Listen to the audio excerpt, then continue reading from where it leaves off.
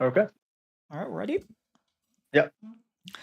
All right, welcome to another episode of Disputing Everything, where we dispute literally everything that happened because sometimes you call us out for like, what, this is a dumb take, and then it comes out to be true. And I was like, how dumb was it? So we argue everything What we here. what we want.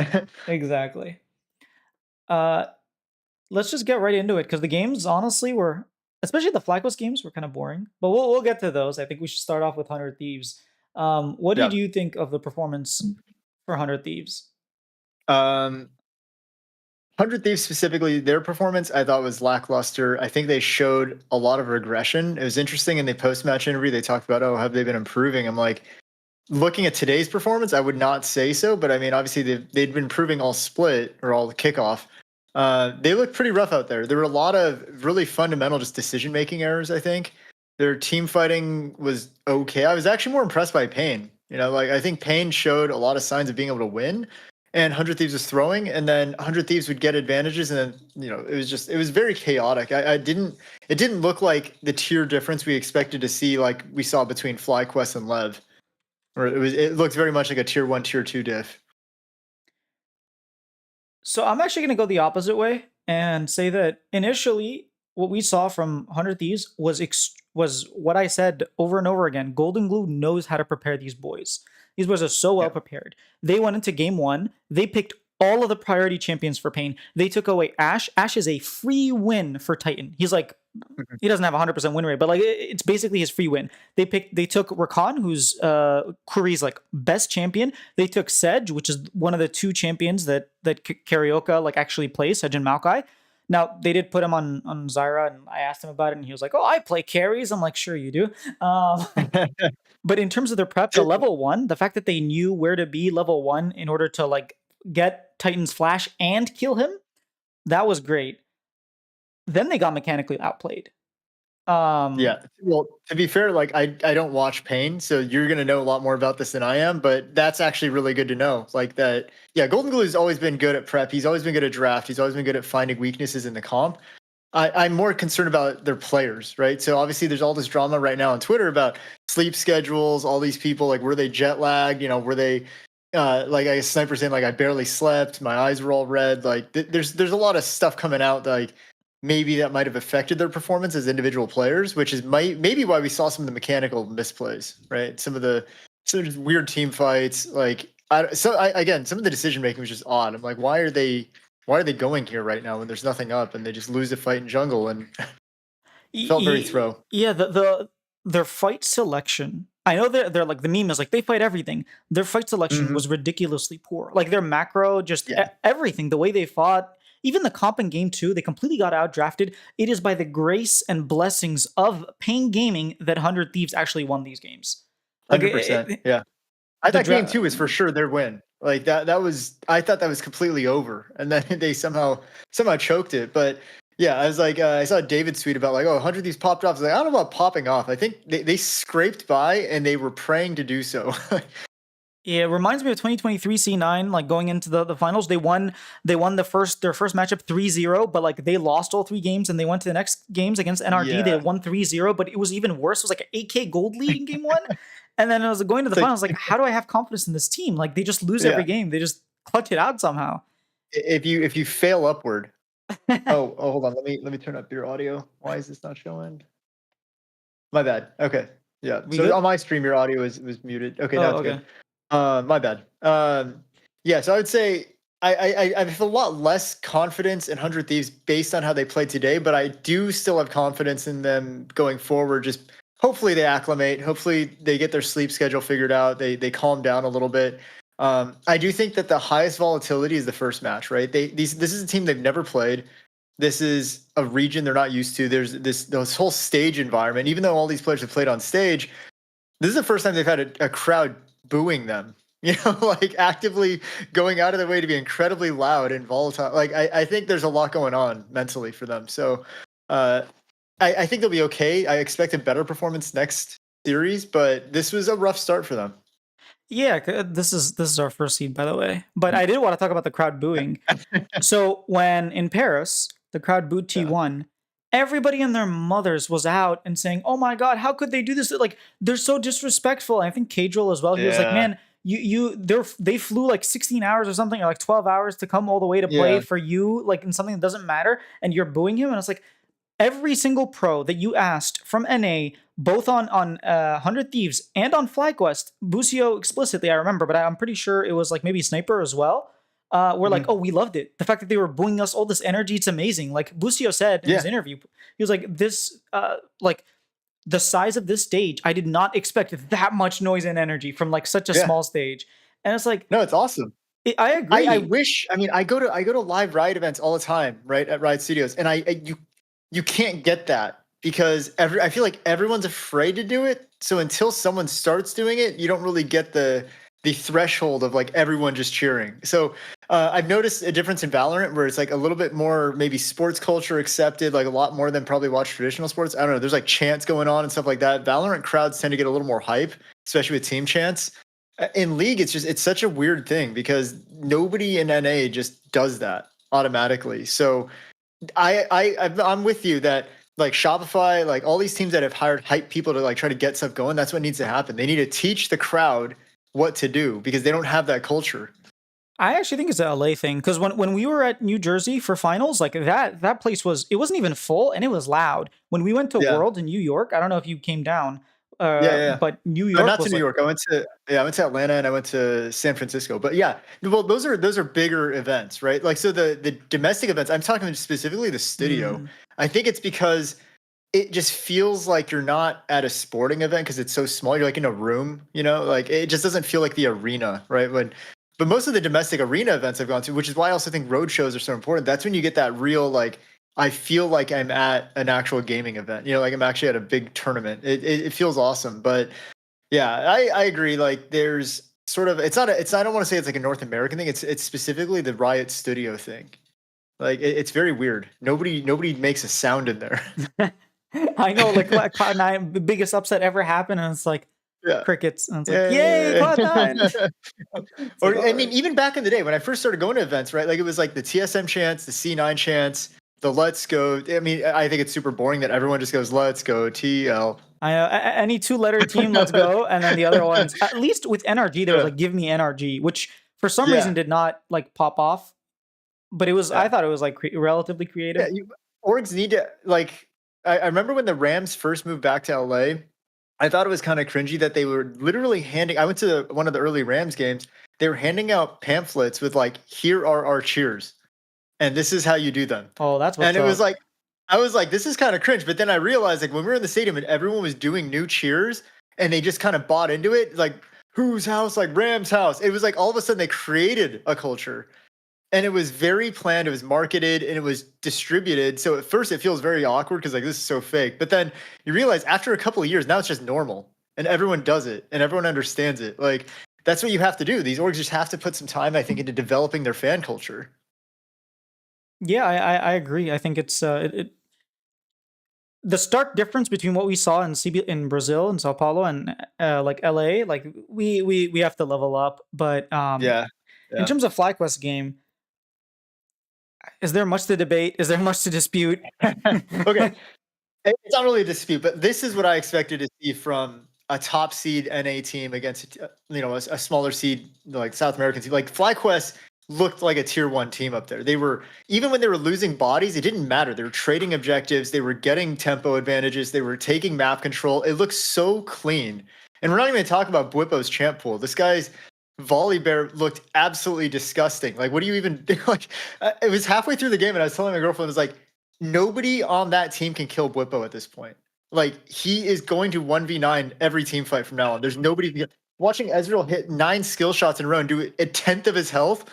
I was like, this is so doomed. The game is over. This is an FF angle. Like That last dragon, he actually just stood in front of them 1v5 as the yeah, rest of his team was taking dragon. The rest of the team, they just could not walk past him. He got to like yeah, 20% HP. He ulted, he gained another 20%, and then he hit one W, or I guess technically two Ws and his shield, and he was like yeah, back to 70%. It's like, come on, what do yeah. you do? And then he's killing people, and he's still like, and if you can't kill him, he's killing you one at a time. Like he's just walking people down. Like, yeah, it was a lot more what I expected. I know Lev is actually one of the like I guess more volatile teams in South America too. So like they're probably I would say they're ranked lower than obviously like Pain, right? So um they kind of looked a little shakier. They were taking a lot of random fights, which I think is the wrong team to do that against in FlyQuest. Like FlyQuest team fighting looked good. Like they've always looked good. I actually have a complaint about like this the way because of the volatility of the format, we ended up having Lev as our second seed, whereas I actually think they probably or not our, but they got Lev as their second seed, which I think it should have been like more like their third seed. Like, both Yeah. LLA teams, like Lev and Isurus, I think are legitimately the first seed, but like the fact that Isurus isn't playing against 100 Thieves, who like look like the fourth best team. They're playing like the fourth Hmm. best team. They just kind of had the peak, you know. It's kind of unfair Yeah. for Isurus that they have to go against Team Liquid, who might be like more like the third seed rather than Yeah. the fourth seed. That's our fault, really. We kind of stacked the seeds opposite of what they probably should Well, have it's been. also Like, Payne's fault. Like Payne and Lev, yeah, Payne should yeah, definitely be at least the second seed, and they should, yeah. you know, play. I guess they got to play 100 Thieves, but which is like beneficial to Payne. Like they got a better matchup, whereas Hmm. Isurus is going to get a worse matchup because 100 Thieves Yeah. overperformed and because Payne underperformed as well. So Yeah. I mean, it's all up to them, really, at the end of the day, right? Like, so don't want bad seeding, win more. well, that's what But Isurus did. That's what Lev did. They yeah, finished second and got exactly. FlyQuest. They're like, what the hell? Yeah. You're supposed to be first seed. Yeah, that's it's rough. It's I mean, so good thing for them though is like, okay, well, you kind of got one of the hardest matches out of the way, right? Like this is by far probably the most consistently good team in NA over the last 2 years. Like it was a it was a tough matchup. Now I'm a little bit disappointed that they kind of I felt like they egoed their draft. Like game two, again, I've already talked about the Nidalee, but there was just no cohesive like way that comp was supposed to play into them. I don't know what their intention was with drafting like that, but they could have gone very safe, get a couple frontline bruisers or whatever, a tank, get a Mumu, whatever, and then you take Corki, Cassante, Lilia away from Fly. Like I cannot believe they let Cassante Corki onto the same team. Like it was basically a free L. Yeah, it was a very strange draft priority, but I think Lev wanted to keep a scrappy, and they just gave the Yeah, better scrappy champions over. And it's like, well, which why is did you yeah, just pick I'm like them? and then I'm wondering now at the level of scouting that they did, because I think anyone who watched FlyQuest games over this last couple of months would say their prio on Cassante is obviously super high. Like every team in North America, across the world, Cassante is super high. Lilia is you always got to be afraid of Inspired on AP champions. Like Inspired's AP picks are some of the actually the nastiest champs you can give him. I'd much rather have. I mean, I know he's the Western jungle goat at this point, but you can give him Sejuani. I feel like that's way better than giving him Lilia or giving him Zyra. Like He it's actually too. I think in CBLOL or sorry LTA South they like Mhm. playing Gnar into Cassante. Like we actually saw the matchup Gnar into Cassante. Same thing Yeah. with Weiser. Like I interviewed after the game and he was like, yeah, you know, when they picked the Cassante, like I was gonna pick Gnar or Jax and they banned both. So I feel like we did good scouting and realizing, hey, they like this matchup and we just think that the Mhm. matchup is bad. Like it's Well, I Cassante don't think favored. Nar. I don't think Nar's a bad pick in a Cassante. A lot of teams like it because of the range advantage, which is the main thing. You just don't kind of interact with him. But I think if you're going to draft Nar, you know you want to draft Nar into Cassante. Why are you drafting Nidalee? Yeah, exactly. Like that's just so out of the blue. Like what do you think? Okay, what Nidalee is like. Okay, I think I can gap the enemy jungler. Like that's where the ego is. It's probably to match the Lilia. It's like, hey, if he's gonna pick Lilia, we need an AP jungler. Like, we need someone that can farm fast, who can keep up with the tempo of the game and like be there for objectives and stuff like that. But then it's like, Yeah, sure, individually, but like, look at your comp. but then yeah, and then but if you're gonna do that, you can't 4-man dive bot on a lane swap. Because the second they did that, I was like, oh, it's doomed now. Because Inspired's 20 CS up. Like, what are you doing? Like, you just gave up that early game speed clearing jungler, and then now you got a kill on him, and he took your entire top side. You're down a level and you're down farm. Like, I don't know. The whole thing felt very disjointed. So I'm wondering if it was a scouting issue or if they just weren't sure where to go. If you look at the specific draft order, it just felt very not playing to the advantage. I think if you're going to play a team like FlyQuest and they are known for sort of off meta picks, they're known for a very strong top side, bot side. Like, where are you supposed to get your advantages? Like, how would you draft against this FlyQuest team at this point? That's the hard part. I don't think for any of these teams. Like, how do you reasonably win on draft against this team? Well, that's like the $1 million question. Because when Shopify got a counter, right, a composition that counters FlyQuest comp, they just played the comp better. Like they were better players, they Yeah. won better, and so they won. But people was like, "Why would you play that?" And it's like, "Well, because that's Because that's it the was our counter. best What do you want us to do? Not play the counters?" Like, No, I think yeah, to the point of like, okay, well, Buffa's gonna talk trash if he wins on a counter pick. Like, but yeah, what else can you do? Like, pick Skarner, pick all the super strong meta champions. I'd like to maybe play safe scaling against them, like play Victor, like play Mel. Like, I don't know, but letting them get Cassante Corki feels like you egoed and you're trying to play a comp that you cannot even win on paper, and it just kind of went that way. It was like, even mechanically playing it well, they're not going to win a lot of times these fights. yeah. Well, now we get to the fun part. Pick an Yeah, upset. yeah. We got C9 versus Loud. We got Isurus, Ah. the first seed versus our fourth seed, and Team Liquid was looks shaky. You can pick whichever one. I might be nudging you to one, but pick whichever you want. Okay, I'll take the easier one. I think TL has a lot to figure out. I think TL and like again, I don't watch too much LTA South at all. So you said IE should be arguably one of the best teams I in the think South. they're definitely the best team, like the number one seed. This is if we looked at all four matchups, right? Barring anything that we just found out about 100 Thieves Asleep, whatever. Like, we looked at all four matchups on paper. This is probably the most primed as an upset. TL's been struggling. They've looked really shaky domestically. There's all this talk about like, can he perform?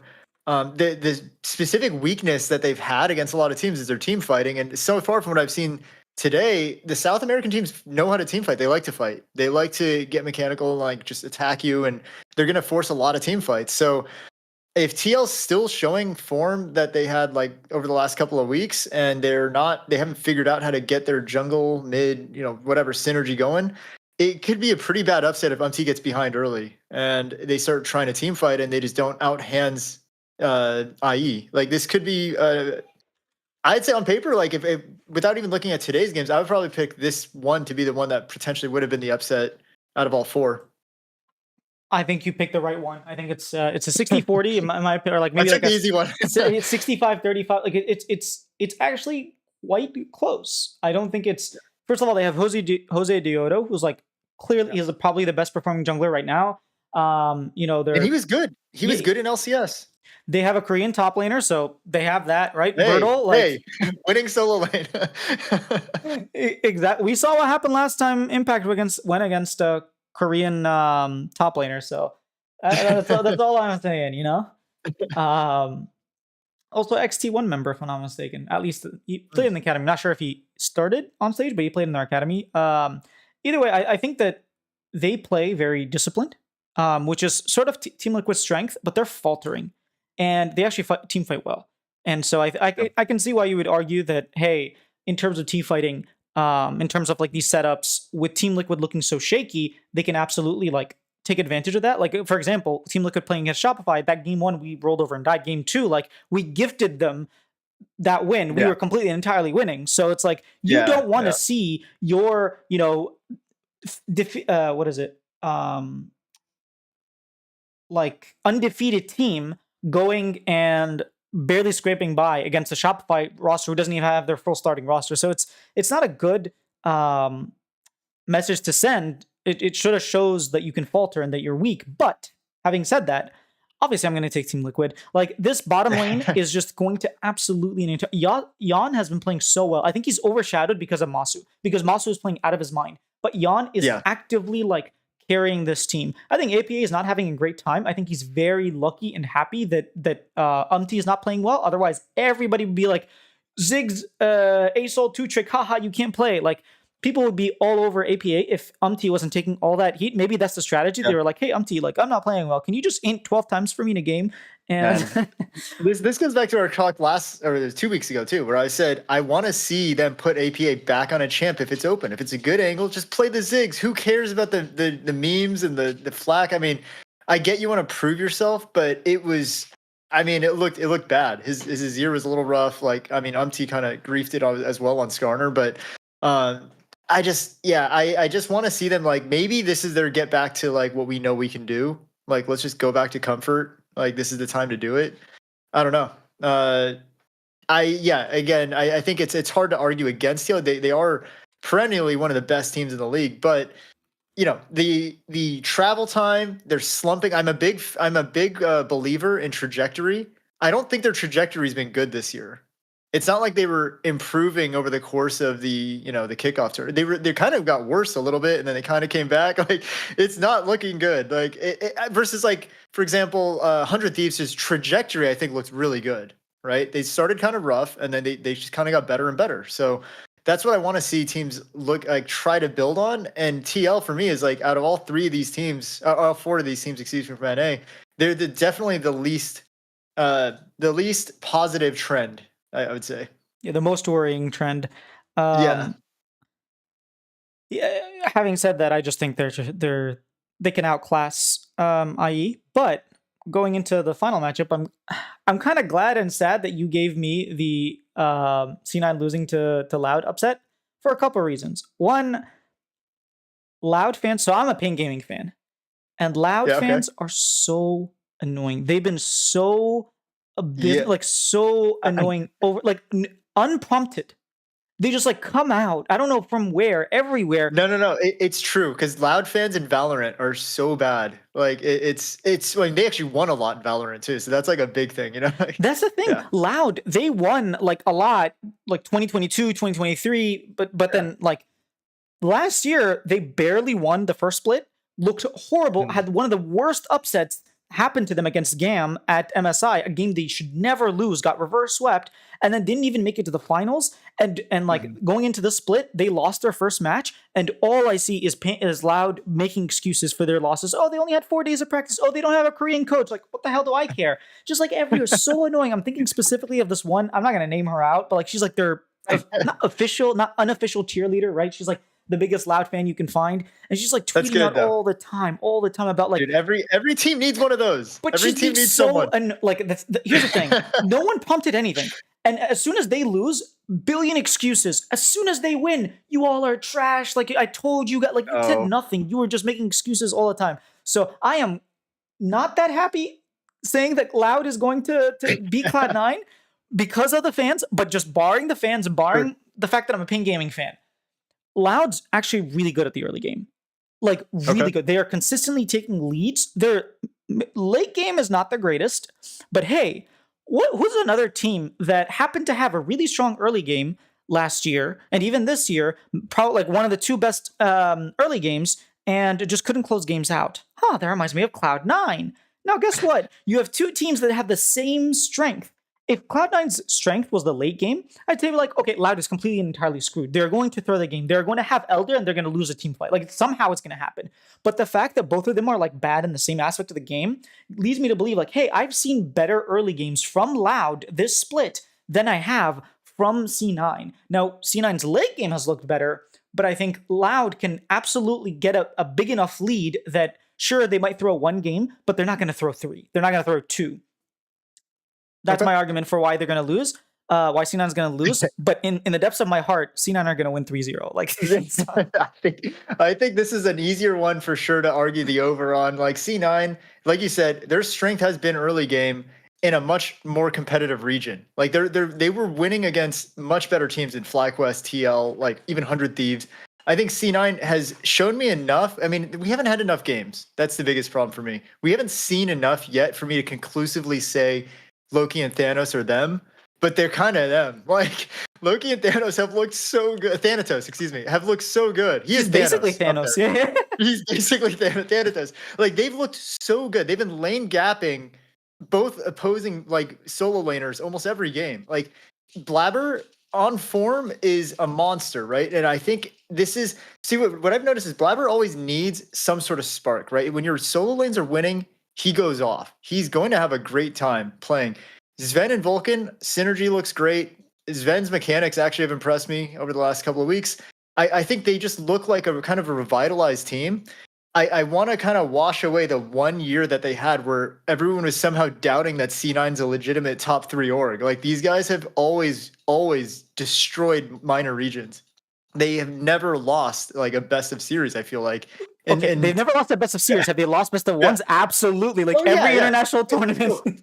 So to your point, like, can Loud take a game? Maybe. If Loud hits them in the face at level 1, just beats them down, like gets some crazy advantage. Maybe they can just snowball and take a game. Are they going to do that 3 games or 2 games in a row? I doubt it.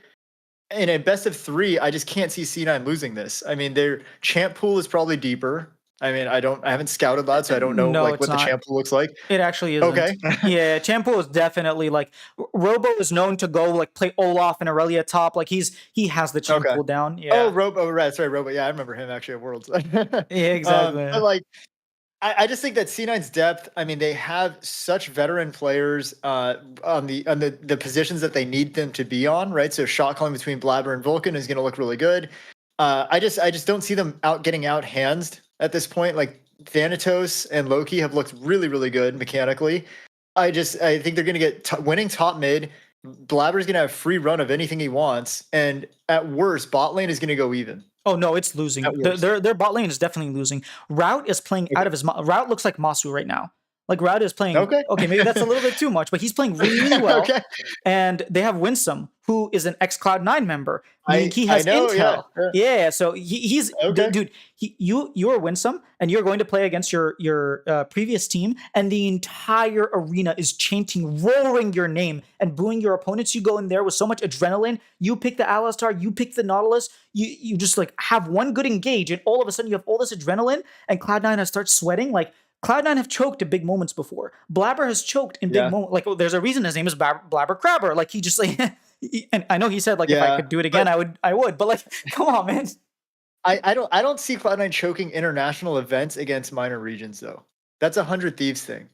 Like that's Oh, David's in the chat, by the way. no, C9 has lost moments like that against the best teams in LPL and LCK, right? They've had moments like that, or against Europe even sometimes. But like when they've had moments like that, you're like, damn, what were they thinking? It's against like freaking LNG, it's against T1, it's against Damwon. Like they're not doing this against, Pain Gaming or Loud. Like it's just C9, I feel like has always been a team that their ceiling is very, very high when they want it to be. But there's so many times where if they're in a game they know they will win, they should win a series, especially in a series. They'll just stomp them. They're gonna roll over these guys. Like I just think they out hands. They are they've been their trajectory we talked about before. Their trajectory has been great, right? Like they took down FlyQuest. They look really good. I just don't see them slumping at this point, right? Maybe travel, but C9 also having worked with them more intimately than most other teams, they are very good at prep. Like in terms of the stuff that's been debated online right now, C9 is one of the teams that does take care of all that stuff. So they do think about how are we going to travel, how are we going to get there, like what's the sleep schedule going to be like. They have Mateus, who is Brazilian. He's going to show them all the best places to eat. Like, I mean, they sort of got the hometown advantage of any North American team. Like, he's Well, got a Team lot of Liquid have a whole Brazilian fans. facility, and Mayumi, she was also That's true. Brazilian. Like, yeah, But Mateus is actually very popular in Brazil. Like he's like kind of like the yeah, like they Brazilian streamer, right? Like yeah, they do. um so I don't think the fan base is going to be as against them as it has been for, Flying 100 Thieves today. Against Loud, it will be. Against any Yeah, other well, team besides that's Loud just and loud. Pain. Like, Loud and Pain. specifically loud. Against Loud and Pain, it's like there's no way. But against like if they're playing against Team Liquid or even Isurus, like if Isurus get the Mhm. upset, it's going to be like Cloud9 Chains for sure. Hmm. Fair. Okay. I mean, I still I think I got the easier of the two, but I just can't imagine a world in which C9 is just completely falling apart at this phase, right? Like last year, if we were having this conversation last year, I probably agree with you because they were slumping, they looked out of sorts. Even the games that they won, they didn't look cohesive. This year, it's been like, okay, I see old C9. When they're ahead, they will snowball leads. When they take a team fight, I generally expect them to outhands their opponent and win it. Like they just know how to play. But the chemistry that I think that was lacking last year seems to be back. So that's really good for them. Again, the solo lane diff is just going to be massive too, I think. I mean, you got Thanos and Loki looking prime. Like Loki looks much better than I expected. I mean, everyone always hypes up Korean mids coming over, and like they played in challengers, but they've always kind of been like hit or miss. Like I expect them to dominate more, and Loki's been looking really good. I'm impressed. Agreed. All right, I think we got through everything, but there is one topic that was brought up in chat about a comment that you made. So I think we might as well make this into a topic. Inspired being the Western Goat jungle. Yeah. He SLJ, a frequenter of the stream, completely and entirely disagrees, and he points out three names like that are all better: Jankos. Yanko, Smithy, Blabber. You're gonna say okay, Blabber. That one's very debatable. I mean, I love Blabber. I think he's great. Name Blabber's greatest achievements as a jungler. He's gotten what one? Has he got two MVPs domestically? Yes, he has two. Two, and then he has three LCS titles, right? Or four? Four, No, yeah. four. Yeah, four, and no international wins in terms of past quarters. He has two quarters, yeah. He quarters wins, or he got to no. He Oh, has he got to zero quarters wins in twice. quarters. Yeah, got to Yeah. quarters. Okay, and then also career longevity, right? So Blabber has been playing at tier 1 for, because I worked with him his rookie year, so that would be 6 years, right? 6 or 7 seasons, I think he's played. Who, Blabber? Yeah, 2019 was the year he started. Oh, so he only made one quarters actually in 2021. yeah, yeah. Okay. The 2018 roster he wasn't on. That Yeah, was the he best played C9 two roster games and then was placement subbed wise. out. Yeah. Okay, so Inspired has played half that time. He also took a year off, came back, immediately won an LCS title, or yeah, LCS, the last LCS title. He has MVPs in both domestic regions of LEC and LCS. I believe he has two. He has more overall player of the games, I believe. Like Inspired has been dominant, and also just generally when you talk to people around the coaching staff, analysts, all that, Inspired literally changed Western jungling when he came to North America. Like every jungler had to level up to compete against Inspired. He changed the meta. Like he's been the most influential jungler. Every time he's played a full season, he's been basically top 2. Rogue, he made finals and twice, right? Mm-hmm. Yeah, like he's never not been successful. Blabber's had very down years. So I'll give you the Blabber point. Yankos, yeah, Yankos. We'll talk about that separately. No, I'll give you the Blabber point. I think that Blabber, at least David is saying in chat, at this point in their career, like Blabber has, it definitely isn't better. I think if you're looking at like historically and through longevity, I also kind of give it to Inspired. I think Inspired has just a lot of consistency. I think the one split you mentioned, like with EG, when it completely blew up and like they didn't even have the any, and like sure he finished like 5th, 6th, but even then they like were sick and all that stuff. But if you just look at him, he's won MVP in 2 different regions. He's made, like you said, he has a couple of wins in the quarterfinals against a really strong team. He's taken more games against Eastern team than Blabber has in his entire like 10 years. So I would favor Inspired, especially right now, the way he's playing over Blabber. The other two starts to get a little difficult. Yankos is a weird one because he has so many domestic accomplishments, and even like I guess like MSI and all that as well, right? He's done really, really well. He's been on the best team in Europe most of his career. But now when he went to a less good team, he hasn't showed that level of performance. Like it's really hard to talk about Europe a lot of times, I think, when you're talking about any players on G2. Like they've just been on like the consistently best team every single year. So of course their stats look insane. You're playing with arguably 4 other of the best players in the entire region by a whole head above sometimes, right? That's why I really put a lot of credit towards Inspired, because he played on a team that was not supposed to be that good. And they took it to G2 for a while. They were, top 2 in the region. But it's like it's hard to judge Yankos when his level of competition was basically just Fnatic, and they always beat Fnatic. Like so Yankos joined G2 in 2018. But he actually played starting 2014.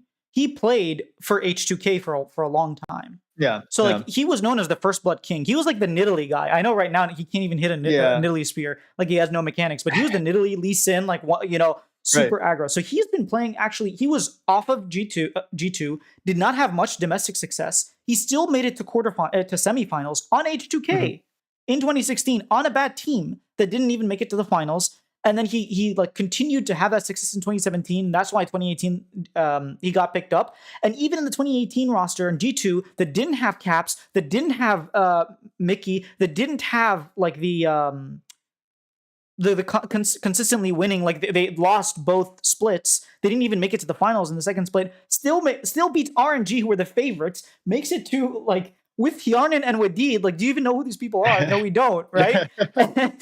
Makes it to the semifinals. Gets stomped by IG, but IG stomped everyone. So like that was IG, right? That year was crazy. Yeah. 2019 wins them aside, makes it to finals. 2020 makes it to semifinals again. Like this guy had an insane record. And then when he went to Heretics, for the first year, he was the best jungler in the league.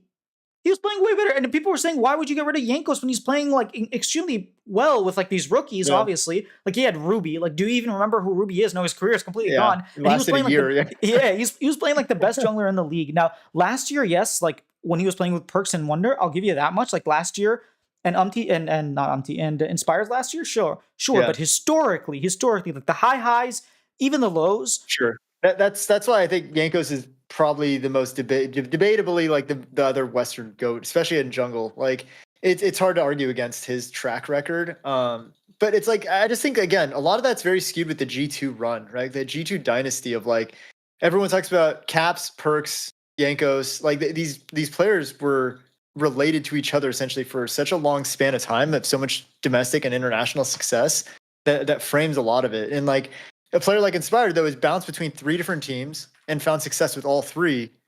That speaks a lot to more, I think, him as a player. But I agree. Like, and also everything before 2018 to me, one, I wasn't watching League at the time, so I have no personal opinion on. But everything before 2018 was also like a kind of a different game. I think the level of competition after 2018 just exponentially changed. Like, but it was harder for junglers back then because the Eastern junglers were so much better. So he was better yeah. I just mean in general, like teams in LPL and LCK got so good around that time.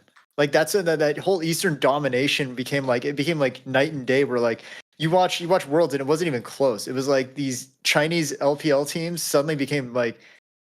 Oh, like, I mean, they should honestly, it's weird because I think LPL has consistently had better teams than LCK for a long time. And only in the last 2 years has LCK just looked a tier above. Like the Gen G T1, like HLE now, like these teams look so good. But for 2018 to like 2022, it was like, actually, I feel like every time LCK won, it was kind of an upset. Like it should have been all They only LPL. won once. Well, I guess twice if you're counting 2022, yeah. Yeah. But it was like, it should have been LPL all those years. Like LPL teams looked so freaking good. So I just feel like that level of disparity wasn't like that pre-2018 as noticeably as it is now. So 2013, when Korea started playing League of Legends, to 2017, Korea was by and far much better than everybody else, including China. The only team that could possibly compete was sometimes EDG. Like they won 1 MSI, RNG won 1 MSI, but like that's it. They couldn't make it out anytime. And that's when Jankos actually made it to semis of the world. So like, yes, it is a long time ago, but it was also at the peak of the Korean dynasty when literally nobody could play against these people. And at the same, well, sure, he didn't play against Koreans, but luck of the draw, right? Like we're going to say NRG isn't a top 8 in 2013 because they didn't play a Korean team. Like it's the luck of the draw. But back to my point. I'm just saying, I might be wrong. Wait, Blabber, who was on the 2018? It was Sven. So Blabber played 2 games, completely into them. Oh, okay, that's right. Yeah, he was subbed in. Sven Skaren was brought back in. Sven Skaren took him to semifinals. Right. That's I was like, who was jungling for them? Yeah. So that roster is it's so funny because if we're gonna use placement as a means of determining who's the best players, who's gonna say that Licorice, Sven Skaren, Golden Glue, Zazel, and Sneaky? It wasn't Golden Glue, it was Jensen. Jensen was playing Jensen, starting. Yeah. I think Golden Glue did 7 for a game too, or something. No, like not at Worlds. He was their 6th man. Okay. But Blabber was their 6th man at Worlds. So Blabber was the one that subbed in. Players and be like, okay, these are Western GOAT, right? Like that's the highest placing NA team ever. Yes, but what you have to look at is like the quality of the play, right? So it's not just about the placements. Like placements is something like pedigree, right? But it's also the fact that Jankos in 2015 was the GOAT of the jungle. In 2018, he was like the best jungler as well. You go to 2020, he was still the best jungler. 2022, he was still the best jungler. So like he was the best jungler all around throughout his entire career and in different metas and in different situations. Like in 2018, Vision completely changed. They got rid of like Sightstone. The game completely changed. And Blabber adapted to that. So I think that's another point in his career. Oh, apparently Golden Glue did sub in as well. So I guess they had Yeah. seven players at Worlds that Yeah. and play-ins. I thought it was only 6.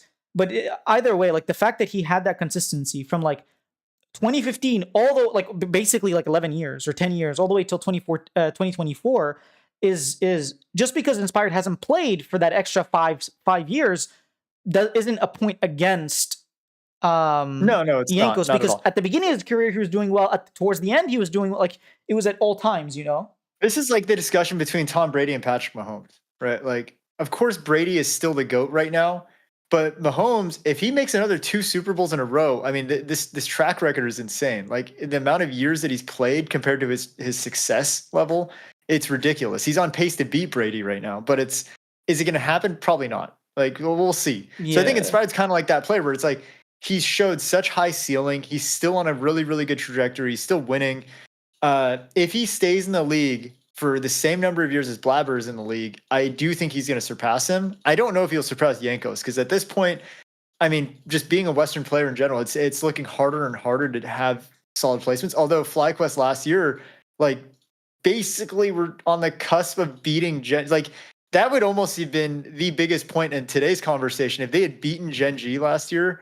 I'd be like, dude, this guy, like, he just beat the best team in the world. Like, they were arguably the best team in the world.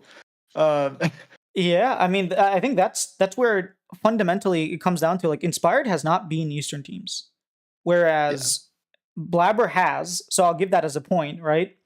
yeah, And like Yankos has made a career of doing it. He yeah, did it in yeah, 2018. He beat RNG. No, like he beat in 2019. He beat T1, and then again he beat T1, and he beat Gen G. I think back then they were still, yeah, yeah, they had moved to Gen G in 2019. Yeah, so he beat Gen G. Like yeah. the amount of Eastern teams that he beat. In 2020, he beat an Eastern team as well. He beat was it no, he lost to Damwon, but then he beat Gen G in the quarterfinals. Yeah, they had to beat someone to get to IG. Like, No, in uh, 2020 in oh, 2020, yeah. 2020. So in Yeah, I don't 2018 remember. they Yeah. beat RNG. Mhm. In Yeah, 2020 they beat Gen G and then lost to Damwon. Damwon ended up winning. So like the amount of Eastern teams that in a lot of different tournaments that he's beaten, it's just yeah, I it's think hard that's to fair. argue against that. I'll give it Yeah. to you. I'll give it to you. I mean, Yankos is a hard one, but like, I guess is it a mark against him if he keeps playing and is not performing now? Like it shouldn't Well, remove he's his not playing track right now, record. so Exactly, but if okay, so he's playing on Ruddy, like right. I think he's like streaming, right? I I don't think wouldn't. they care. I really don't Yeah, think him and Perks are trying too hard right now. I think so too. But for Xmithy, I don't even think it's a debate. Like Xmithy played well from 2014 to 2018. Yeah, nah, and he was on the best TL roster for years that like, great again, did great domestically and couldn't do anything internationally. I don't think that even puts him above Blabber. Like,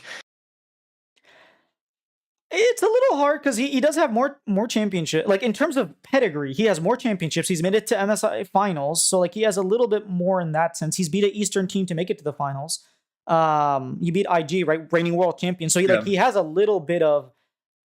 I think that debate is a lot closer than Inspired because even though Inspired didn't beat an Eastern team, he didn't make it to the MSI finals. The domination that he had in like his domestic league, the amount of pressure and the like you said, the way he leveled up the jungling in the region. Like the last time we yeah, saw that was when Reignover came in 2016. That's the last time yeah. we actually had like, okay, every single jungler is getting absolutely gapped. Everybody needs to level up. Yeah. It was interesting because he did it to Blabber too. Blabber said that. He's like, Inspired coming over here made me a better jungler. Like I had to push myself again. Because for a long time it was like Blabber was dominating, but not like effort, like it was sort of effortless for him. Like he just kind of was just better than everyone. So I think it was really good. It's an interesting debate.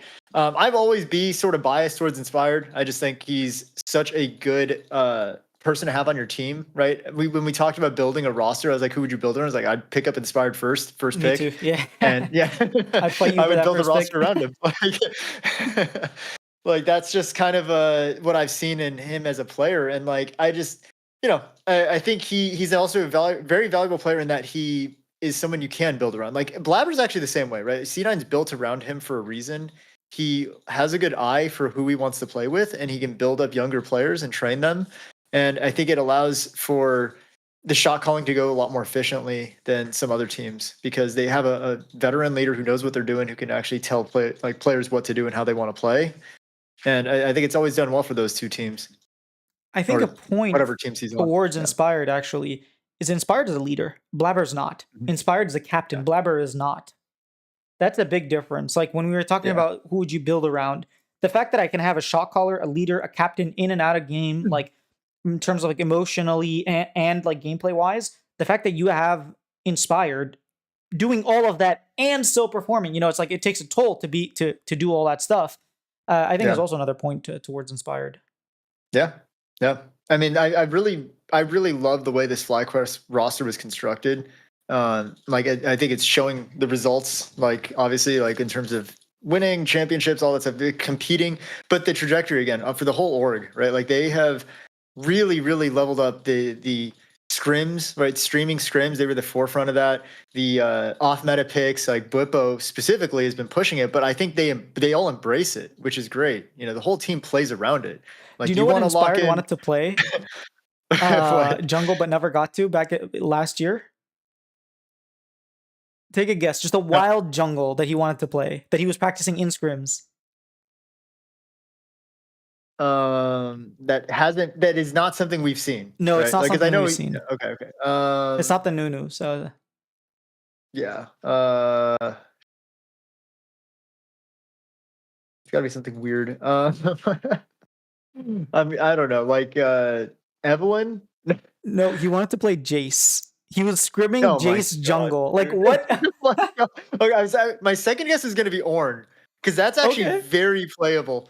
Like in Challenger solo queue, I know some people that play Ornn jungle, and it's actually kind of broken. Like the gank angles that you have are disgusting. Yeah, you just press R from the river. Don't even Yeah, finish. Like you're just doing scuttle. You exactly. all You hear the horn and you're like, oh shoot, I'm dead. throw in a Like, redemption as well. Like you don't even have to yeah. actually be there for the gank. You can just keep It's farming while it's you're gross. ganking. I mean, I just feel like right now there's so many picks that are not being played, and I'm really glad to see that at least one team at the highest level, right? Mhm. It's not like Dignitas is one pulling off meta picks and all that because everyone's like, oh, they're kind of memeing.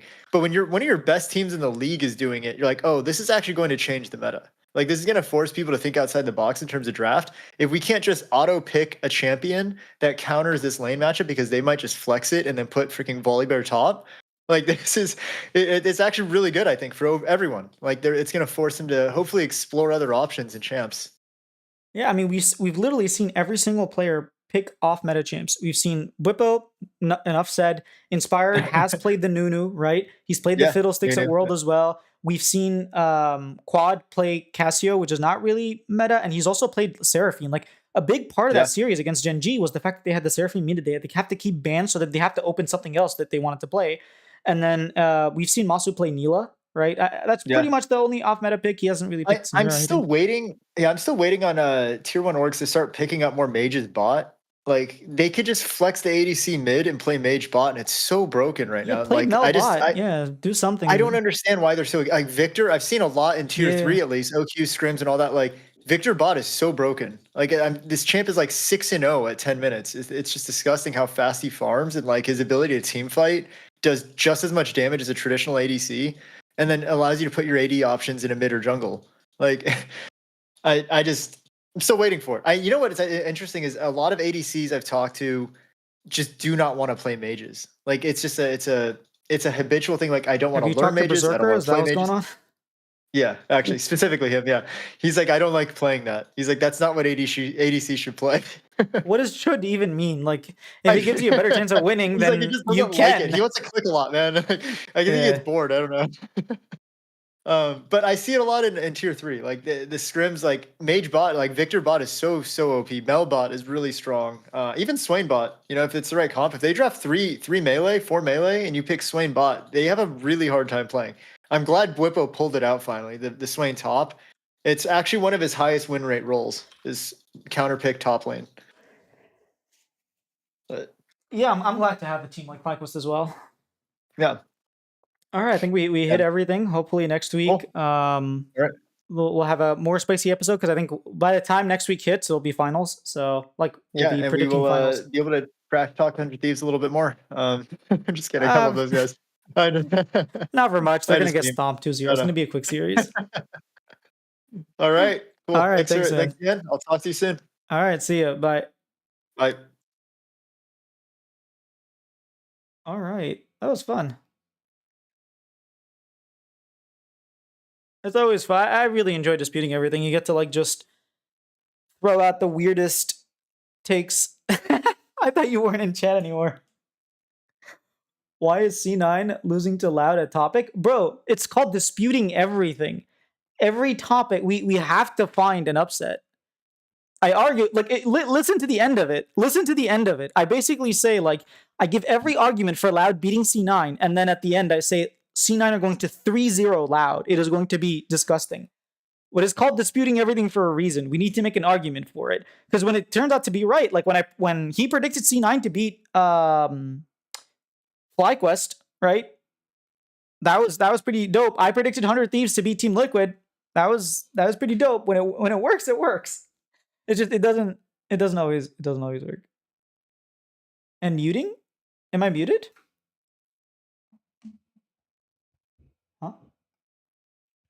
Oh, you. Okay, you're a little bit and muting. Understood. That was pretty fun. I'm gonna hop off though. I'm gonna go have dinner.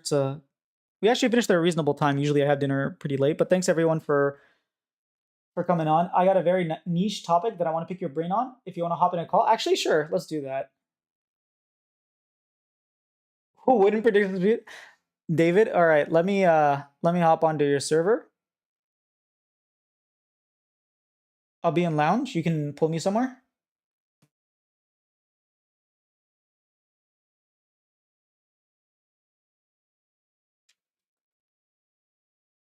A very niche topic. Or do you just want to call? Holy crap. People are having a heyday.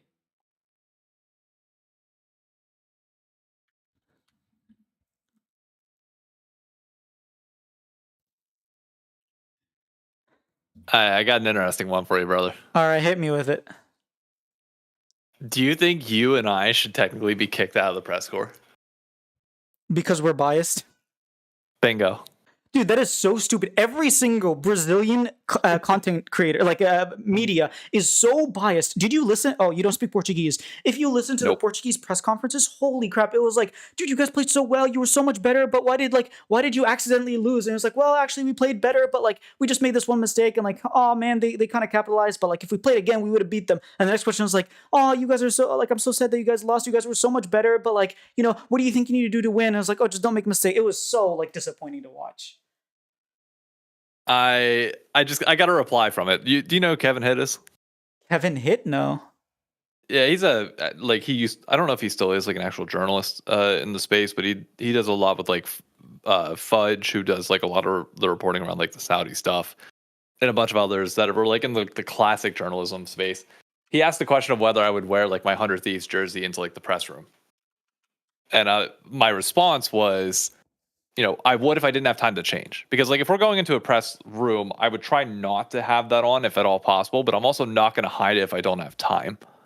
Because You're I don't actually not hide the allowed fact to. like was that? So you're actually not allowed to, which is very strange. But this is the first tournament where they explicitly said you're not allowed to wear any jerseys because you can't show any bias.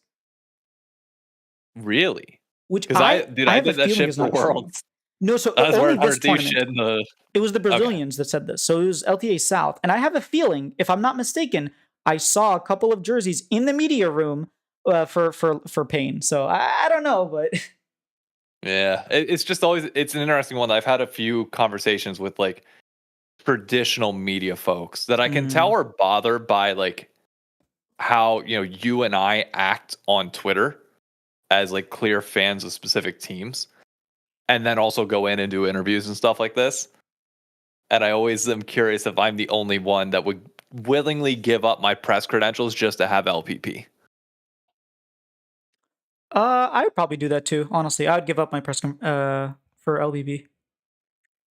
I think the more you get way more out of LPP than you get from just like doing interviews. I You mean, can even always go taking like the around. extra benefits aside, I'm like in terms of like proper classification of what we consider ourselves in the space, whether we are like press corps or whether we are content creators.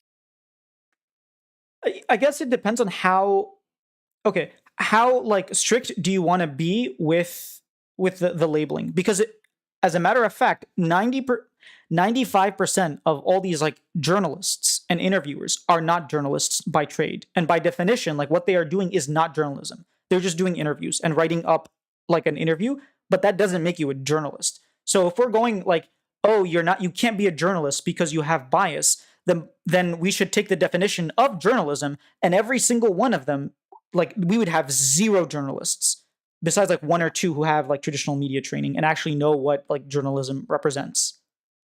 Yeah, I think I would say Jay is probably like the closest Yeah, he I could actually think of in works like for the yeah. traditional.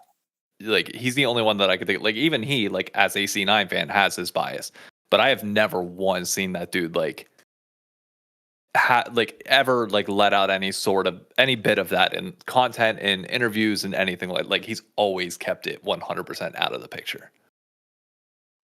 I think except with Blabber. Like so Blabber's from Maryland, Jay's from Maryland as well. Like I'm from Maryland. So like I've seen him interview Blabber and he was like, yo, it's my homeboy Blabber from Maryland. Like Yeah, you all are smoking on that crab pack. I got it. it's good, That man. makes It's good. sense.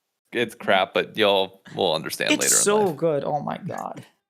No, I can't shit talk. Maryland crab is actually like it's renowned for a reason. Yeah. But I think at least for you and I, we are clearly content creators. Like Yeah. we don't even pretend to be journalists like some other people who are like, "Oh, I'm a journalist." And it's like you're not doing journalist work, you're just doing interviews. Yeah. I was just find it interesting because I always get that question. I just wanted to see where you stood on it because like I don't know if you get that as well, or if like I'm more obnoxious about it that it invokes it more often. But I get that a lot with Team Liquid. Like I was legitimately a hater of Team Liquid last year, and I said, "Hey, if they actually keep all 5 players and their coaching staff, I will then no longer be a Team Liquid. Like I'll stop hating on Team Liquid." And they did, so I'm not hating on them anymore. But last year, I was like, every single game that Team Liquid win, I was like, man, screw this. I don't want to watch them win. I don't even want to interview him, like because I was not happy to see them win. And people were calling me, like, oh, you're not gonna get any Team Liquid interviews anymore. And like they kept giving to me, and like they were just people were like, it's so jarring. Like it makes people hate you. I'm like, good. I don't want. If you're a Team Liquid fan, you shouldn't like me. I hate your org. I mean, it's one way to make a name for yourself. Trust me, I understand that. Yeah, I mean, it's coming from an ex Team Liquid, like 2015. You asked me what team I cheer for, I'd be like Team Liquid, and it's coming from someone who's like been disappointed over and over and over again with everything that Steve has done to this organization, and like going out publicly and then just being like, oh yeah, we don't care about the fan. Like that's not what he said, but basically the meaning of his words is like, yeah, we don't actually care about making content for FS. We just care about winning. And it's like, you're not winning, so like, what the hell's the point, right? Yeah, look, I mean, you're not wrong, but at the same time, I don't hate Steve all that much. Can't say I do. I don't think they've done the right job at certain things, but I can't say that I hate them in the way that you do. Well, I don't hate Steve. I just hate the way the teams run. I think Steve is like one of the best owners we have in the league. Well, That's at this fair. point, we barely have any owners left, so We don't have many public facing owners. That's true. for sure. Yeah. You know, who runs 100 Thieves? I don't Pretty know. much like Golden Glue and Juice, like they run Well, it. They're no. not the owners, but like If yeah. anything, Malk is like the closest thing that we have. Oh, you mean the guy who said that you shouldn't be fans of 100 Thieves? Yeah. Yeah, you know. By the way, do you see what average viewership was for today? Oh, please don't tell me it was like really low. It sounds like it was like what was it like around 80K? No, Less? way less. There's no way. 40? No, it can be 40. Like 60. Let's go 60. 58. Why? Oh my god, we are I'm dying. genuinely lost for words on it because like I thought Brazil would show up more. Like I don't know where the Yeah. Brazilian viewers went because like that's Pain I Gaming get we're why that would playing. be low. I know this has to be excluding some numbers. Like has to be. Like I'm waiting to see if it gets adjusted by Tuesday, like they always do. But there's I find that's impossible to believe. Yeah, something is like we're like was Bayano like sick or something? That guy pulls like No, 30K Bayano was already. streaming. Yeah, Oh my Bayano was god. streaming. He was pulling the majority of viewership. The main broadcast never got above like 15 or 16, I don't think. But when I checked the main broadcast, at least on YouTube, it was like 13K, and then on Twitch was like another 19K. So like just the English one was a lot. I don't know. I don't know. It sounds strange to me. I I mean, the would peaks make sense. I don't think it did. It definitely did not peak over 105. That's for sure. I never saw enough channels live to have it be over that. Could it be because it was like even then, I feel like the first two games should have averaged at least like 100K. I would have guessed the first two games. No. Dang. What's dude, average viewership for LTA South this year? Wasn't it like 200,000? Yeah. That is very concerning. So where did all the Brazilians go? Where did They just go? disappear? It's Saturday. It's good timing. Like, there's nothing going on right now. I'm very confused.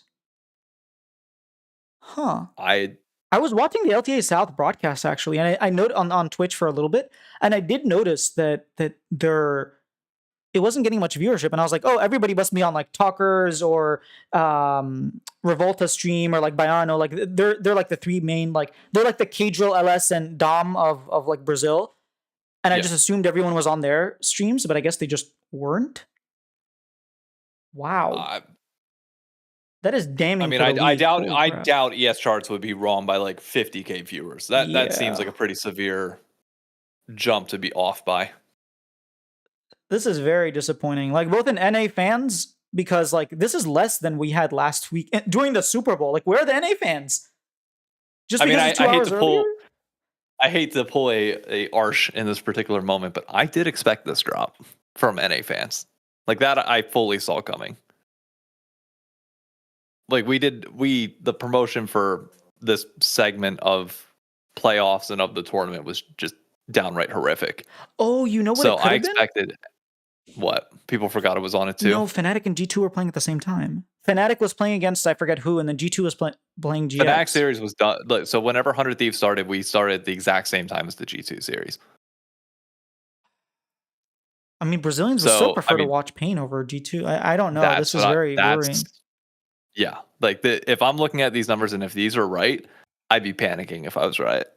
Holy crap. I'd be panicking myself. I am panicking. What the hell? Yeah.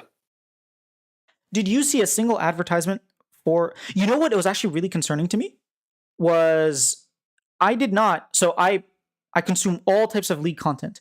I did not see the League of Legends trailer, hype video come on my YouTube channel. Like, it didn't come from my recommended, meaning like it tanked in the algorithm, and like it didn't even recommend to someone who literally watches every single LTA video that they've ever posted. How many views is it sitting at right now? I don't know, but after it's sitting at 8.4K. I just opened up YouTube. It is not there. Like, it's not there. I don't see it. I didn't even know they made one, because I only found out they made one when you tweeted about it, and I was like, what the hell? And then I was like busy at that time. I wasn't home, so I didn't watch it, and I kind of forgot about it, because again, whenever I open up YouTube, I don't see it, and like that's how I consume everything. I see Last Free Nation, I see I Will Dominate, I see another Last Free Nation video, like I don't see their stuff. I see like Team Heretics. I just don't see LTA North. It's non-existent, brother. What I don't know. What happened for it to be this bad? I'm genuinely concerned with where the Brazilian viewership went. Because like that was the whole pitch. And internally at Riot, that's what they were banking on. Is like whenever you combine it like this, the viewership numbers are going to be higher. It's going to be able to boast up everything, which counteracts like the whole like NA viewership dropping domestically. It's like, okay, we'll see. LTA South had their own independent good viewership for the regular season, but for it to drop like this come playoffs, like my question to you understand the language more than I do. Was there an online push to boycott this in any way? There wasn't. Because that's the only thing I was concerned about was maybe like the Portuguese got together and were like, hey, we're not going to watch out of protest. Like, screw Riot. Riot, Our commissioner, or I guess the one above the commissioner, the guy who hired Mark Z, right? Like the one right above him, he's gonna be Not is it shaking. Raul? Yeah, no, Raul, the other guy, I forget his name right now, but he's like the guy that every CBLOL fan hates. Oh, Because Carlos. yes, Carlos. Um, we are tanking CBLOL viewership. This is actually insane. We are that much. Oh my Yeah. god. I just wanted to bring that up just in case you hadn't seen it, because No, I we'll didn't. see tomorrow. But I'd imagine it's only going to get worse if we do sweep 4-0, which I'm expecting.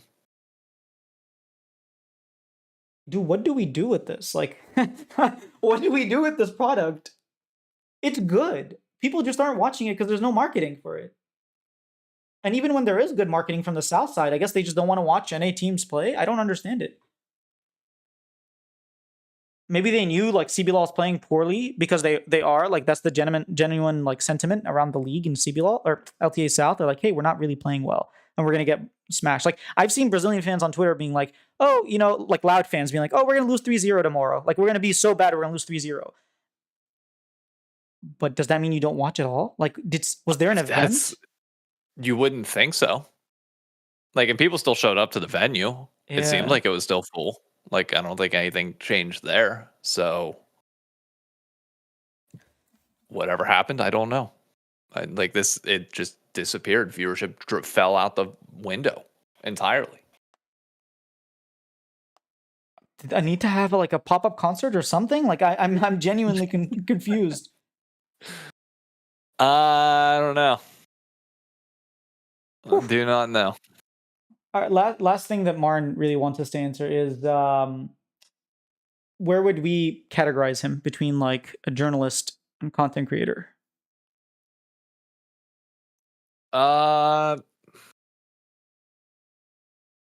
Martin's kind of like, I would put him in the same bucket as us personally. Like, even though the written articles are there, like I don't like take the written portion of it out. Like, even if you can like put out unbiased articles like that, like because of the podcast, because of LTA report, and like the kind of commentator nature of things, it feels like he's more content creator than anything else. I agree. I think he's probably a little bit closer to more traditional media, but I wouldn't classify him as a journalist. Like he doesn't do like journalistic like he doesn't break stories, right? He doesn't do like what Thorin might do, right? Where he would like deep dive and find sources and like try to make sure that Character assassinate, yeah, I know. He did not character assassinate, all right? Dude, dude, did you see the comments on his premiere? He No, had a I premiere. avoided every single ounce of that drama. Never once mentioned it other than one quick thing on stream saying that I'm not paying it any attention because I don't give a fuck. Okay, I'll just share this part because it has nothing to do with the actual thing. But an hour before, like it went live. He had like how you can premiere stuff on YouTube and it can be like a countdown. Yep. Every single comment was talking about how he's a liar, how everything that he said is a lie, how he's cheating, how like it doesn't matter. And he was like, guys, you didn't even see what I said yet. I didn't even give my opinion on the guy. But that's all I want to mention about it. I just thought it was funny how everyone was just like already telling him he's lying before he even said anything. It's brilliant drama baiting at the end of the day, because it like ultimately the story was a nothing burger. And it's like, I don't think it was a nothing burger. What do you mean? So in terms of like, if it was me, would I publish this story in order to gain viewership? I absolutely wouldn't. But in terms of like where he was coming from, in the beginning he talks about why he's posting this, and he said like the reason I'm doing this is because a lot of his teammates came up to me and said, "Hey, we want this to be public about Reckless because this is what he has done for the past 7 years." So not his whole career, and he actually mentions that he's like 2017 and beforehand, he was actually a really good teammate. He was doing all this good stuff, but then afterwards, he started doing like all these things that his teammates want to be known publicly. His teammates and coaches and people that work with him. He had people fired, like allegedly had people fired that while telling them like he's gonna go in and fight for that person's job and then go and get some fired, and like doing all these like. Yeah, he was playing the politics. Yes, and so like his teammates sort of wanted to expose him, and so at the end of the day, like. They used Thorin to tank that aggro, and Thorin chose to do that. But I, in terms of like, hey, is this the best way to get views and draw? Like, absolutely not. I think defending Reckless would get you way more views. Yeah, I'm not. Look, my question is this: what is the outcome of all this? People that are going to be playing with Reckless in the future will know about his behavior. I think that's Does what he that wanted. extend? Does that extend to his time past the T1 era, where reportedly he fixed a lot of those issues that were, being honest, most of the diva stuff and like him getting fired, like reports of him getting people fired and stuff like that. There were whispers of that for years. It's like that. It's not like that hasn't been around in the space. To have it all consolidated in one spot is fine, but like, is that the same person that you're dealing with now? Like, is somebody incapable of change in the same way that they changed to bad in the first place? I will agree with you there. So he doesn't talk about the T1 era. He's like, that's he basically everything he has is up until the T1 time, up until he left Carmine Corp to go to join T1. But he's like, just because the person changed doesn't mean that all the stuff that he did in the past doesn't exist. It doesn't mean that people Exactly. lost Yeah. their jobs. Like I think one example is like 113. Legitimately, he just barely now got back into the LEC, but lost his job on Carmine Corp because of Reckless, like straight up lying and manipulating. And so allegedly, again, I'm not defending Thor. I'm just saying like he wanted these stories out because some of these players' You're careers, presenting the facts. That's fine. yeah, these players' careers were affected, and so he wanted to represent that. Which is fair Yeah, and fine for him to do, despite everybody freaking out on Thorin.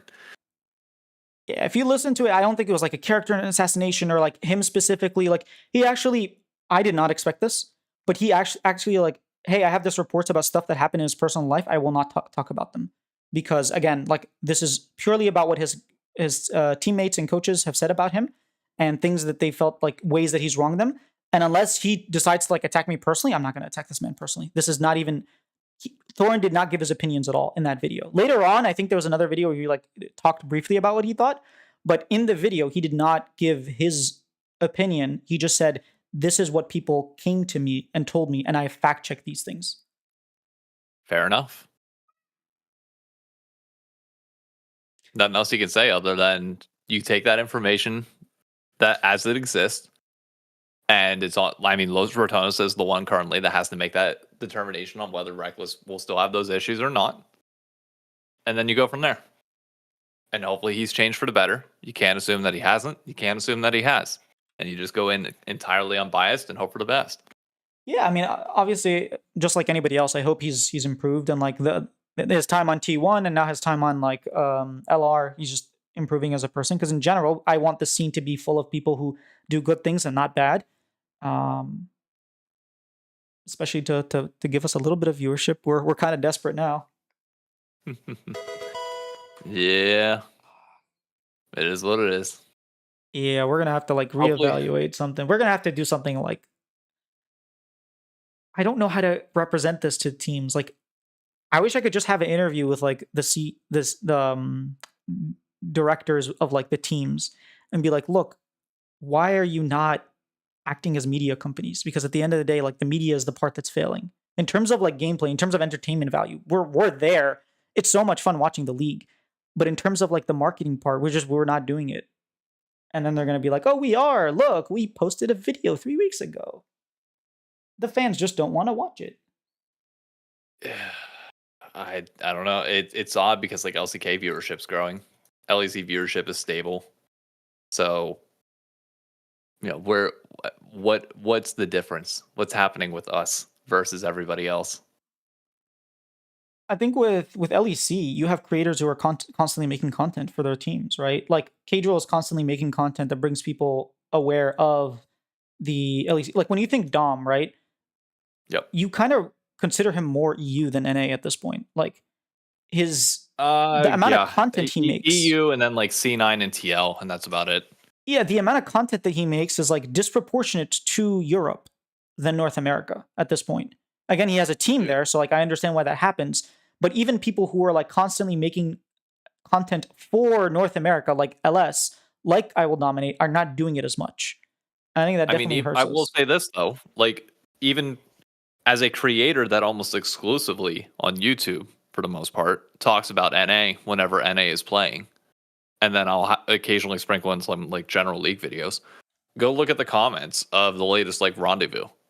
the most upvoted comment is about how European, like it is European viewers thankful that I do this because it's a way for them to keep up with the space. Oh wow. Like the reality is, and at least in my opinion, the higher you climb in the LoL esports space and the League of Legends space in general, the more international and less NA your audience becomes. I've seen that over the last year on TikTok. I've rapidly gained South Korean and European higher percentage mixes of followers. I've seen it on YouTube a little bit more. Twitch, I think, is like mostly NA for sure. But like my growth has come a lot of, not entirely, but mostly outside of the US. That's without even trying to go to those audiences. It's just those audiences wanting to keep up with us. That's crazy. So what does that say then on the flip side of the coin about North America? I don't know. We got to level up our game, man. Like a lot. Yeah. Because it's not like you were don't. saying, League is interesting. People still care about League of Legends. You're still growing. It's just they don't care about North American League of Legends. And the people that do are weirdly enough not North American. Yeah. So it's like I don't have an answer. Like I don't know how you solve that problem. I don't know how you change that issue outside of the solutions that I've put ahead or I put out there already, which is just like, for the love of God, do in-person events and stuff like that. But I wonder what's going to happen with the LA watch party. I don't know. I know they want to do a watch party out there. Fine. But you should be doing it elsewhere besides LA. That's just me. I agree. Just go to Seattle, man. It's not that far. Find one of your content creators that lives there. Find like one of your content creators that lives in Florida. Anywhere, man. I mean, you would hope. I mean, we'll see how many people show up to our event here in New York. I'm curious to see the turnout. In terms of tickets sold, it's not many, but I know a lot of people like know about it. So we'll see who shows up on the day. Yeah, but I mean, here's another problem. How many times have you talked about your watch party in New York? How many times have you tweeted about it and talked about it on TikTok? I'm doing it once a day, every day. How many times has Riot done about their LA one? They do it on broadcast, to be fair, a lot. Really? But yeah, they've shown it on broadcast I missed every it. chance that they could since it got announced. Okay. All right. But like beyond that, I would say not as much. But I mean, they, to their credit, the broadcast is their main. Yeah. No, that's main good. way That's of getting good. it out there. I'm not sure how I must have missed it. It must have been like I was interviewing or something, but maybe it was like on that. You know how they show like the Kia blurb at the bottom, like they'll Uh-huh. have that thing take over where like items and players are. They show it there pretty consistently now. Okay, I must have been like focused on something else then. That's on me then. Because I've only heard them talk about it twice since they announced it. But I gotta get back to editing this live view reaction because you know we're not allowed to co-stream, so I have to mash up the games together, which is always fun. All right, good luck, man. Thanks for the call and dang, bro. We got to do something for this league. Yeah, I know. But enjoy your stream, man. All right, thanks. Have a good one. Peace. Yep. Okay, well that was very concerning. C9 crushing it. Yeah. We need some Florida love. Absolutely. I think the rest of the world, like NA, just gets no love anywhere. The stack down is 75% European content. Hey, howdy, Russell. Yeah, it kind of is. Honestly, I used to watch not the sack down. What's the other one? Is it called the crackdown or like what's the one they do? That used to be Monty and Degon, and now it's like Jamada. I stopped watching that. It's just not. I don't know. It's not hitting the same personally, and it does feel like we're not talking about NA as often. What's David saying? TLDR. He asked if we should not be journalists, like we should not do any media because we're content creators. I said no, that literally everybody is like that. We don't have journalists. And then we talked about the viewership, how the viewership was like an average of like 60K, I think, or something, 58K or something stupidly low like that. and it's very disappointing and worrying to see. I actually power spike. There you go, Mix. Thank you. Um,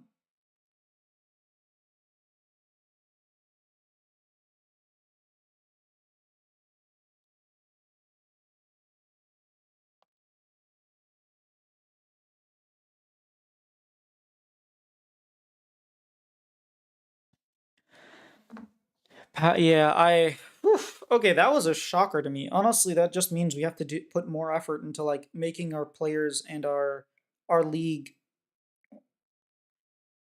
more available. Vamos, vamos, vamos. Oi, Basil. Phew. Good luck. Good job at the 2-0. I've seen Monty on my shows actually.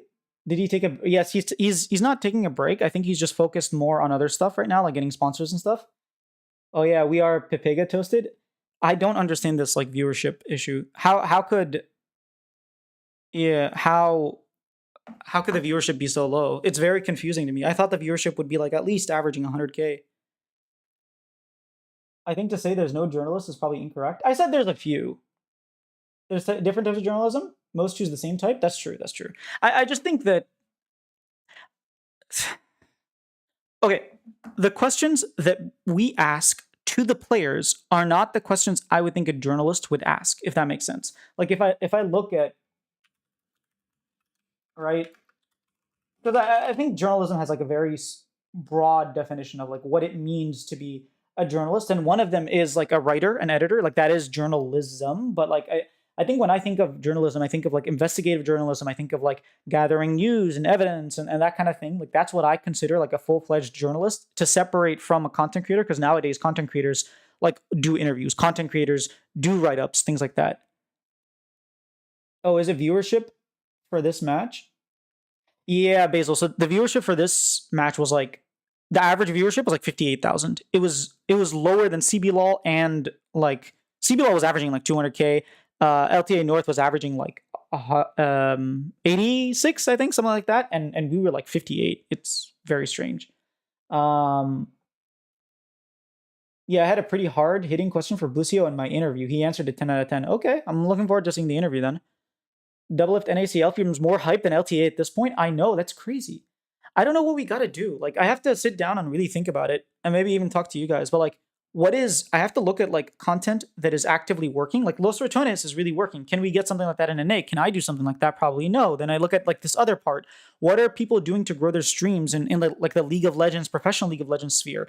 Is it the things that everyone's doing now where it's like, try these snacks or guess the champion or things like that? Is that what is going to bring people to watch the league? Like what is it that is actively growing this community, and how do I get more people? Because I think that's a question that really needs to be answered, because if the community is like dying so quickly, the fact that the drop has been like quite big, we went from averaging like over 100K to now like barely making half of that in the span of like 3 weeks. It's a very worrying trend, and I don't know what to do, but my first guess, like immediately what my mind goes to is like, hey, during internationals, heavily push North American League of Legends. So in first stand, we're gonna have an NA team, like do so much content with NA teams, have the other NA teams do content about the NA team that's playing at first stand, like just completely engulf like Twitter, TikTok, Instagram, like all these platforms, have them talking about North America, talking about first stand, so that maybe we can retain some of that audience. And I don't know how much of that is North American audience. I don't have the stats, but we need to do something. I mean, LTS South sucks. Sorry to say, but why would anyone want to watch those games? It has average of 200,000 viewers. I guess our NFT games were kind of decent, but like, damn. Yeah, I mean, they didn't play well. Don't get me wrong. But like, they do have viewership. They don't have the viewership problems we have. The thing is, like, NA clearly just tanked CBLOL. CBLOL is not going to want to do this next year, because they'll be like, we're going to lose. Our fans don't want to watch us lose, so they're going to leave. They're not even going to watch. Like, this is not a worthwhile venture for us next year. We're losing viewership. We're losing sponsor money. We're losing, like, not sponsor money, but like the ability to go to sponsors and say, hey, this is our average, because now you just tanked the average. My view is just popularity is dying in NA, but why? Because it's growing everywhere else. LCK viewership is up. LPL is like up, or maybe not up, but like even LEC is. I mean, look at Cadril. He grew so much this year. So why? It's based off Soul Q data even. Compare us to any other major region, and it's pretty sad. It is. I don't know. Like, what are they doing right that we're not doing? I think a big part of it is like the personalities. They have such big personalities there. Can we get our seed back while we're at it? I hope so. Can we get our seed back while we're at it? That would be nice. But like, what is LCK doing? I mean, LCK does so much in terms of streaming. Like, is it just like, hey, we need to stream just for FlyQuest hit 50K streams on their stream on their scrims? Like, this is quite embarrassing. No, not competitive viewership. I'm talking strictly player base. Maybe we just don't have players, and so we don't have people watching the games that play the game. But like, if you look at the games played on, I guess it doesn't sort by region. I think I'd have to like look at Twitch, for example, and sort by region and viewership of like games, and maybe League of Legends isn't up there, but maybe that's why. Like the player base itself is shrinking rapidly, but why? Why is NA player base shrinking much quicker than Korean player base, than European player base, than Brazilian player base? Like, that's a question I need to answer because I don't know how to solve if I don't know the answer to that, if that makes sense. LTA South gets viewers because the region is competitive with each other and their fans are passionate. But I can't imagine they would be as hyped to get clapped for 30 minutes by Fly. Well, first of all, it was Isurus that was playing, which is an LLA team, so I'm not sure that CBLOL fans would care. But I think if it was Loud versus Fly, they would be there. But clearly I was wrong because Pain was playing against 100 and the fans didn't show up. And I was checking to see if there was a pop-up Anita concert, and there wasn't. So I don't know why people aren't watching. Yeah, this is like, I need to do some research and like really figure out what needs to be done to if it's like the player base, like we have very little players playing in North America, then it's like, okay, we need to start getting people into League of Legends. How do we do that? I think I have a relatively good idea of how to do that. I think it's like a 3 to 4 year project. In the meantime, Riot can try other stuff like introducing beginner mode. I think that would really, really help. And if the answer is like, no, we actually have the player base, but they're watching other regions, because I know a lot of North American fans who watch LCK but don't watch NA. Like that's they like the storyline of Faker. They're T1 fans, but they're not fans of anybody in NA. So it's like, okay, if that's the issue, how do we get that same level of fandom that we have? We need League 2. It's probably coming soon. How do we get that same fandom that people have and bring it over to North America? And in both cases, I needed like to do some sort of case study and like study it and really figure out what is working for other regions, why it's not working here, and like what's the difference, right? Because there's always going to be nuance, right? They're like PC bangs don't exist in PC cafes don't exist in North America, not the same way they do over there, right? In Korea, for example, or in China. So like you have to adjust for cultural reasons. But yes, please, can't believe we have a seed to them. Yeah, why not let us 3 seeds as usual and just give them just 1? Because they don't want to do that.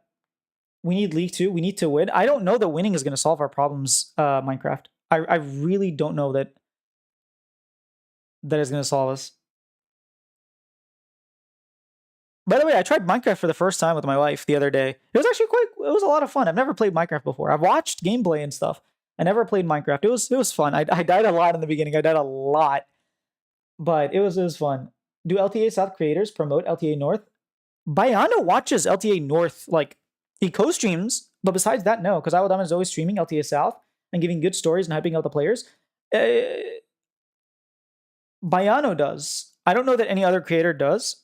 To be honest, the only, like, Brazilian creator I really follow, like, I don't really follow Bayano, to be honest, so I can't even say that. Also, if Caps retires, I bet LEC viewership takes a big hit.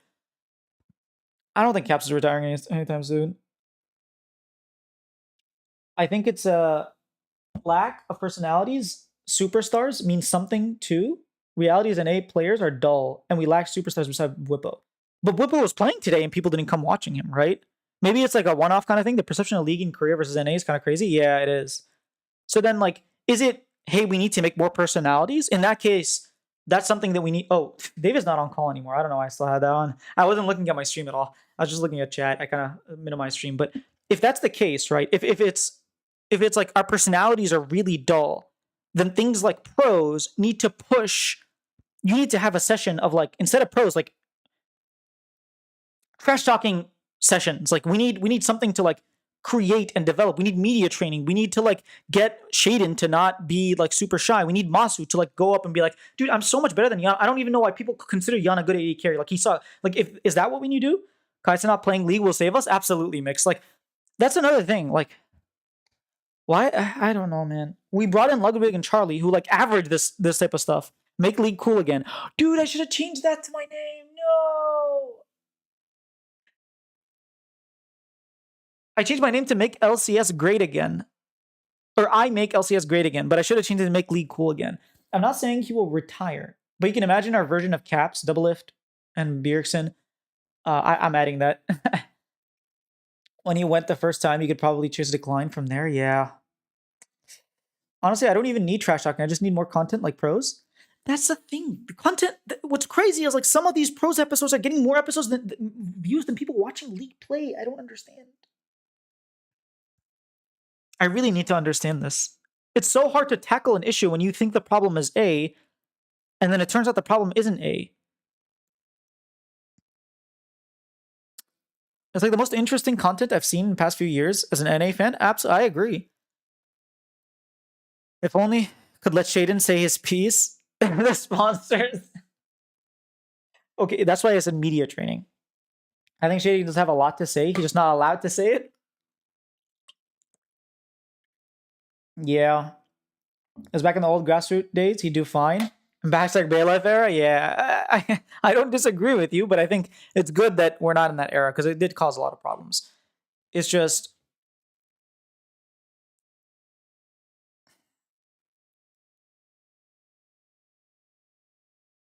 if you're a FlyQuest and you're like, hey, we just went to CBLOL and played, and we averaged about the same as our scrims, like I don't know, you're kind of sad. You're no wonder FlyQuest is like, hey, screw NA. Like we're trying to get fans in Korea and EU because like we don't have NA fans anymore.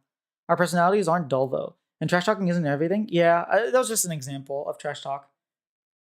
It's nice having balance between trash talkers and not. Agreed. If we get access to LPL viewer numbers, I feel like a lot more context would be revealed. So like maybe, but my understanding is LPL is like really big, like way bigger than NA, bigger than the rest of the world. Like you saw, there was like 60 million people watching, like Chinese people watching finals, and I guess I know that's just finals, or was it 50 million, something like that? Still, that's a lot.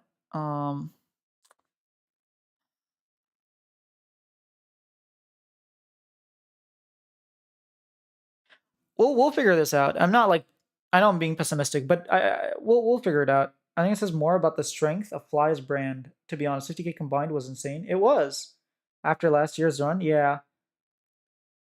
To be honest, they are. The whole last split was based on APA, but even the guy who was being promoted is very boring. Interview, to be blunt.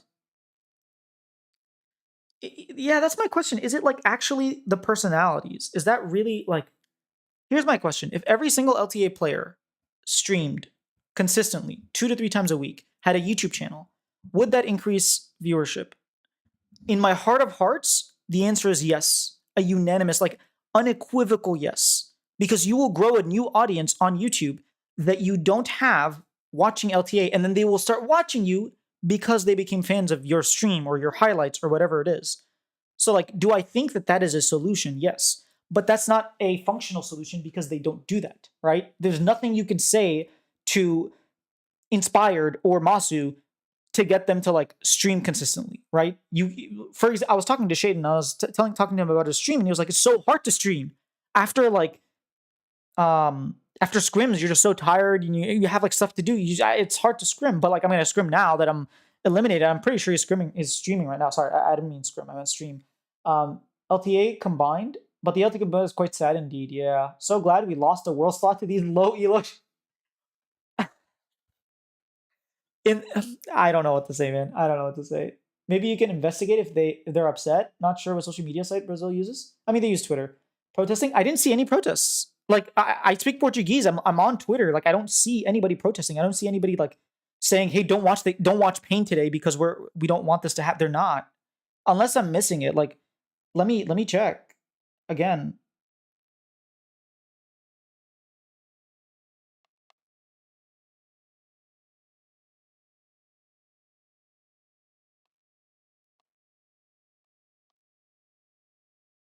I mean, I'll check in a bit, but like it makes.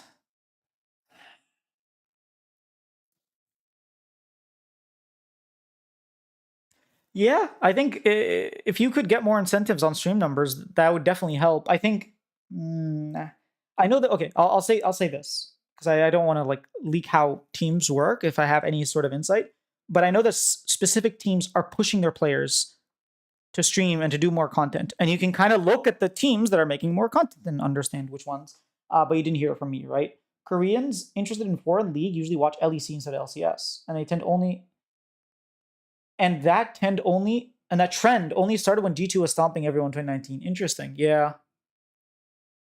I really thought they got banned the other month off of Twitter. Oh, so they got banned and it came back. I think they got banned at like September-ish and came back in October. Something about Musk refusing to pay a fine. Yeah, they used Twitter again.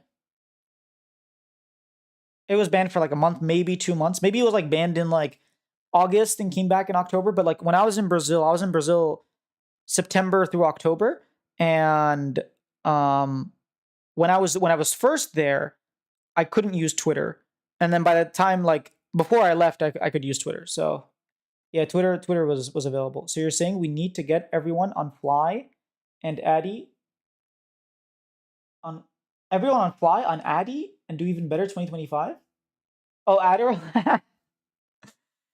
I don't know, but I do think that streaming is very important. I think streaming and having YouTube channels. So one thing I've noticed is like look at like CBLOL or LEC, like Los Ratones, for example, or even like Carmine Corp. They'll do plays, and there are random people who are putting their highlights on TikTok and YouTube and like actively creating content for the fans that the players themselves aren't making, and we don't have that in North America. So it's kind of hard. This is very, very sad and depressing, honestly. I'm quite sad to hear that our viewership was that low. I don't know what to do about it. I'll figure it out. We'll figure it out, I think.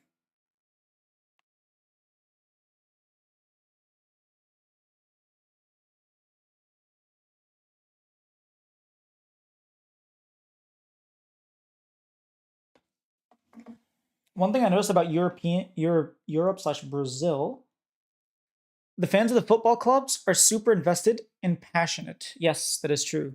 And they have ultra fans and do all sorts of stuff. Yeah, this fan culture doesn't exist in NA in any sport. I mean, in football, kind of does exist, no? Football, maybe basketball, depending on the. But yeah, I agree. Like soccer or like European football, right, is so much more. I guess it's just older and more mature, and so the fans like in the US would be like "Go Titans" or something like, right? But then "Go Rams." In Europe, it's like, "Hey, I made this chant that's like 1,800 like lines long." Oh man, my head hurts. Look up SEC tailgates, college football. Would love to have a word with you. I actually don't watch any college football. I used to watch like NCAA, but never football. My understanding is that we're very, very passionate about our football. Are sometimes more passionate about our college football than actual like NFL based college football reference. Whole YouTube series of Brits going to college football games.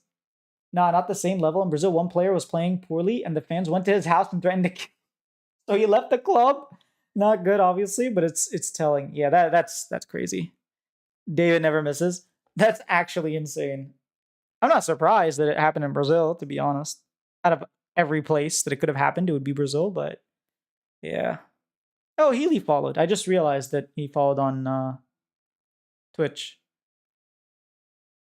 NBA has a fan culture too. It does. NBA fan culture is like travel and like there are people who would travel for like road games like all the time, and the culture is a little bit less wild. I think NBA viewership has had the worst year ever this year. Yeah, and they're trying to figure that out too. So maybe they have the solution to viewership and they do it, and like we all learn. But here's the thing with the NBA: as soon as the NBA viewership went down, what did they do? They're everywhere on TikTok. They're everywhere on Twitter. They're everywhere on social media. Instagram, you can't like go through three reels without seeing something from the NBA. Oh, I didn't realize that. Yeah, they are actively trying to bring those numbers up. I don't see the same thing happening with NA. NBA fan culture is kind of mid compared to college football. I agree. I'm telling you, I have friends who are more passionate about college football than their own relationships. It's legitimately like concerning. I don't understand why. Like I don't understand it, but that's just me, right? Anyways, I'm losing my voice. I've been talking for a while. I'm gonna head out. Thank you all for the stream. I'm going to really think about this and like do some investigating about like the NA fan base and how we can utilize those fans. Is it a matter of like, hey, bring all these streamers and have them introduce League of Legends to their audience? Because maybe that's what it is. Maybe I need to take these people who are like actively developing fan bases and introduce them to League of Legends through there. Maybe that's a way, but I have a whole long take on NA fandom. I was just about to hop off. When TL wins, the Golden Road LTA North will be redeemed. It just means more. Yeah. TFG, maybe next stream we can go through your take, or you can send it to me and I can do like a whole video on it. Or maybe even if you want to come on stream at some point, we can do that. I know I've had a couple people in chat on stream, but I am gonna go head out and have dinner and rest my voice for a little bit. So just let me know. Hit me up on Twitter, and yeah, looking to see what your take on NA fandom is, because right now, not looking good. All right.